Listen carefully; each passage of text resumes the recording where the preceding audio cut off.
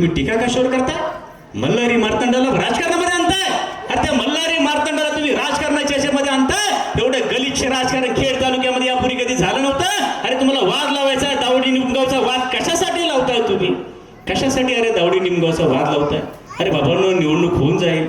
पण सुरेश आप्पांनी सांगितलं ना, अरे दावडी आणि निमगाव एकच ग्रामपंचायत होती, 52 नंतर एक झाले, हा सगळा परिसर एकच आहे. पण तुम्ही आज निवडणुकीच्या राजकारणासाठी वाद लावायला निघाले की निमगावचा खंडोबा आणि दावडीचा खंडोबा. अरे देव हा परमेश्वर एक आहे. मला त्यांना विनंती करायची आहे, मल्हारी मार्तंडा, तुला काय सुबुद्धी द्यायची उद्याच्या 7 तारखेला दे बाबा. आई महालक्ष्मी माता, असं राजकारण माझ्या मल्हारी मार्तंडाचं कुणी करू नका. ही हात जोडून तुम्हाला सगळ्यांना विनंती आहे, जे कोणी बोलता बाबांना, तुम्हाला काय राजकारण करायचं आहे माझ्या कुटुंबावर करा, माझ्या भावावरती करा, माझ्या परिवारावरती करा. पण माझ्या देवाला, या निमगाव दावडीच्या ग्रामस्थांना, या कुलदैवताला तुमच्या राजकारणामध्ये आणू नका. एवढंच मी या ठिकाणी सांगतो. धन्यवाद. जय जय महाराज.